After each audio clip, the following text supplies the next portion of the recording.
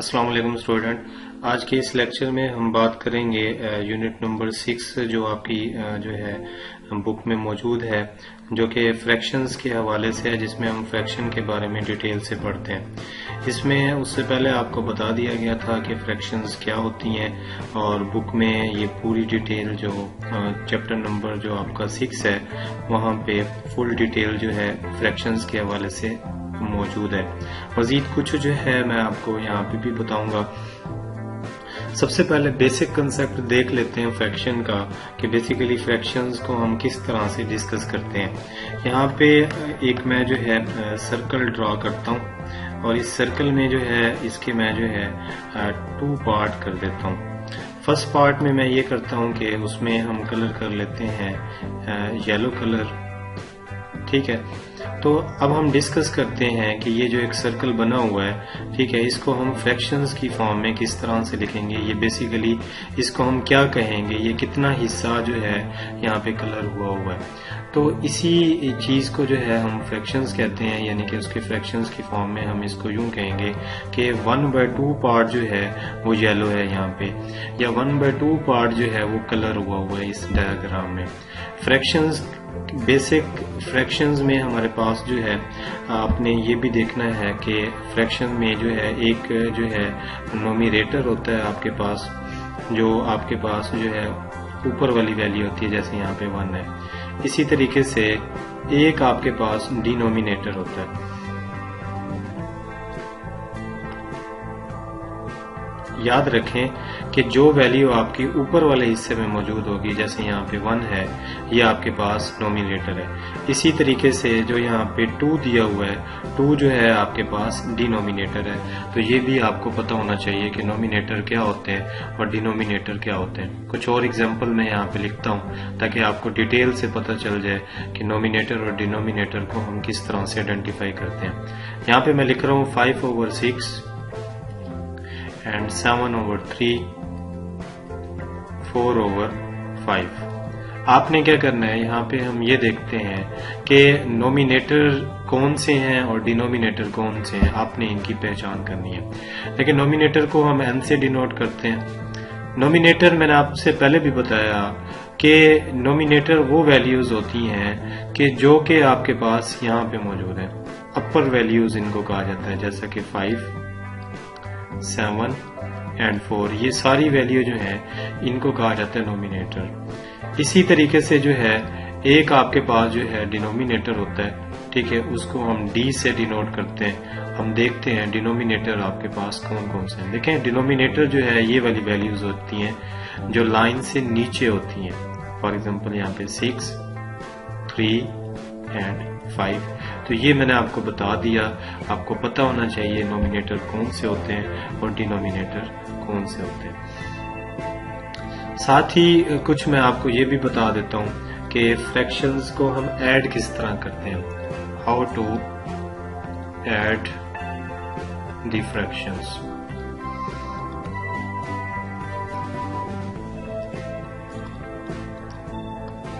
ठीक है, फ्रैक्शंस को ऐड किस तरह से करते हैं। फॉर एग्जांपल यहाँ पे मैं जो है 1/2 ले लेता हूँ और आपसे कहता हूँ इसमें ऐड करें आप 3/2। Clear student?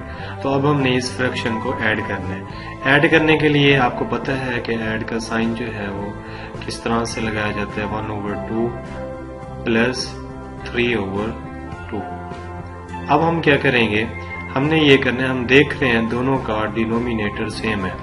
अगर सेम नहीं होगा तो आपको उसको सेम करना होगा। यहाँ पे हम 2 लिख लेते हैं।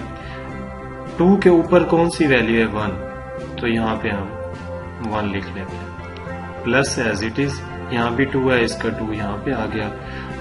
2 के ऊपर कौन सी वैल्यू है, 3, तो अब हम 1 + 3, ये हमारे पास 4/2 हो जाएगा। इस तरह से जो है हम फ्रैक्शंस को ऐड किया करेंगे। ठीक है स्टूडेंट, यानी कि आपको ऐड करना मैंने बता दिया और मैंने आपको ये बता दिया कि फ्रैक्शन में नोमिनेटर और डिनोमिनेटर्स क्या होते हैं। ये कंप्लीट जो इंट्रोडक्शन आपको दिया गया है ये चैप्टर नंबर जो आपका जो है 6 है उसके हवाले से है। अब जरा बुक में आपको रीडिंग करके बता देता हूँ। वो कहते हैं जी, let see the correct cake below. आपने क्या करना है कि इसमें देखना होगा कि कितना हिस्सा केक का जो है यहाँ पे जो है और कितना हिस्सा केक का नहीं है। तो इसमें ये देखें कि इसमें हाफ पोर्शन जो है ये एम्प्टी है आपके पास और हाफ में जो है आपका केक है। तो हमने ये कहा the cake is 1/2 of the whole cake. ठीक है, कंप्लीट को हम होल कहते होते हैं, जितना हिस्सा फिल हो उसको जो है हम आपके पास जो है उसको फ्रैक्शन की फॉर्म में लिख लेते होते हैं। यहाँ पे देखें कि अब इसको 4 पार्ट्स में जो है एक होल को डिवाइड कर दिया गया है। तो 4 पार्ट में जब डिवाइड किया, एक अगर ये सर्कल है तो इसके अब उन्होंने 4 पार्ट बना लिए। तो अब हम डिनोमिनेटर में लेंगे 4। अब 4th पार्ट में जितना हिस्सा हम डिस्कस करेंगे, फॉर एग्जाम्पल हम पूछते हैं आपसे कितने बॉक्सेस जो हैं वो फिल है, ठीक है, कलर किए हुए हैं, वो 2 हैं, तो आप ऊपर 2 लिख लेंगे, यानी कि 2 बॉक्सेस फिल हैं।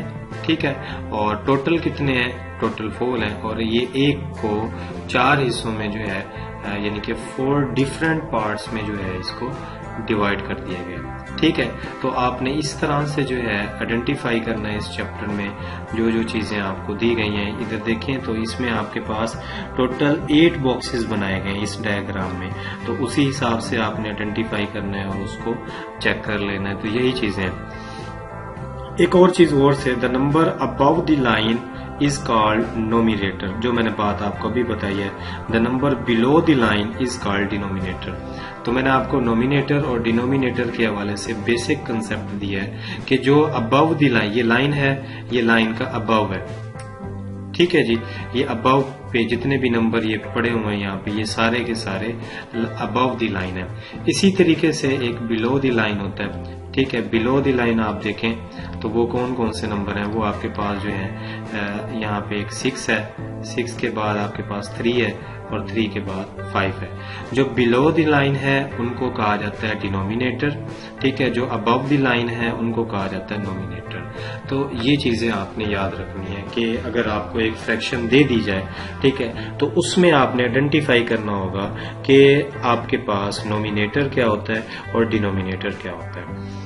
याद रखें हमेशा जब भी फ्रैक्शंस को ऐड किया जाता है, ऐड करने के लिए आपने डिनोमिनेटर को सेम करना होता है। फॉर एग्जाम्पल मैं आपको कहता हूँ 5/6 को में आप ऐड करें 3/2 को। अब हम ऐड करना चाह रहे हैं। ऐड करने के लिए हमेशा हमने ये चीज चेक करनी होगी कि दोनों नंबर्स का डिनोमिनेटर जो है वो सेम होना चाहिए। अगर वो सेम नहीं है तो हम उनको ऐड नहीं कर सकते।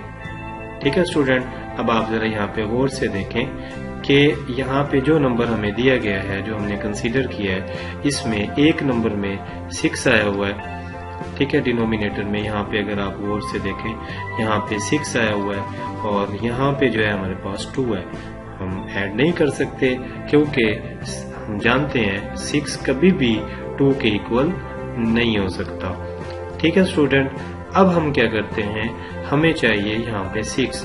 तो 6 लाने के लिए हम ये देखेंगे कि 2 के टेबल में 6 कब आता है। हम देखते हैं 2 1s are 2, 2 2s are 4 and 2 3s are 6। यानी कि 2 के टेबल में 6 तब आता है जब 2 को 3 से मल्टीप्लाई करवाएं। तो अब हमें बहुत ही काम हमारा आसान हो गया। हम क्या करेंगे, 5/6 एज इट इज लिख देंगे। यहाँ पे 3 × 3 एंड 2 × 3 दोनों देखें। आपने 2 के टेबल में देखना है, जो यहाँ पे नंबर मौजूद होगा उसी टेबल में आपने देखना होगा कि कहाँ पे 6 आता है, कहाँ पे इस तरह का नंबर बनता है। वो 3 पे बनता है। तो 3 पे बनाने के लिए जब 3 से मल्टीप्लाई कराते हैं तो हमारे पास यहाँ पे 6 हो सकता है। तो हमने ऊपर नोमिनेटर को भी मल्टीप्लाई करवाना होगा, डिनोमिनेटर को भी। ऐसा नहीं करना आपने सिर्फ डिनोमिनेटर को मल्टीप्लाई करवा के नीचे 6 बना दें, फिर आपका क्वेश्चन गलत हो जाएगा। अब हम क्या करते हैं, अब हमारे पास यहाँ पे 5/6 प्लस 3 3 9 एंड 3 2 6, दोनों तरफ अब हमारे पास 6 आ चुका है डिनोमिनेटर में। अब हम इनको ऐड कर सकते हैं। ठीक है स्टूडेंट, अब हम क्या करेंगे, 6 के ऊपर क्या दिया हुआ है 5 प्लस इस 6 के ऊपर क्या दिया हुआ है 9। अब हम इनको जैसे ही ऐड करेंगे 14/6 हमारा आंसर है। ठीक है, तो इस क्वेश्चन में मैंने आपको ये सिखाया कि अगर आपके पास डिनोमिनेटर अगर सेम नहीं आता यहाँ पे और यहाँ पे, तो फिर आपको क्या करना होगा। उसके लिए आपने ये करना है कि जो नंबर दिया गया हो, जैसे यहाँ पे 2 दिया गया है, तो 2 के टेबल में आपने देखना है इस तरह का जो बड़ी वैल्यू दी हुई है, ठीक है, वो कैसे बनती है। ठीक है, फॉर एग्जांपल यहाँ पे 8 होता, तो फिर आपने नोमिनेटर और डिनोमिनेटर को 4 से मल्टीप्लाई करवाना था। ठीक है, तो जैसे सिचुएशन आपको प्रोवाइड की जाए, आपने उसी के रिस्पेक्ट इन क्वेश्चंस को सॉल्व करना है। आपकी वर्कशीट में ऐसे एडिशंस के भी क्वेश्चंस हैं। ठीक है, तो आपने वहां पे ऐसे सॉल्व कर लेने। सब्ट्रैक्शन के भी हैं। सब्ट्रैक्शन के लिए भी आपने एज इट इज यही प्रोसेस करना है, और उसके बाद जो है सिर्फ क्या होगा, यानी कि उसमें आपके पास जैसे यहाँ पे प्लस दिया हुआ है वहां पे माइनस आ जाए।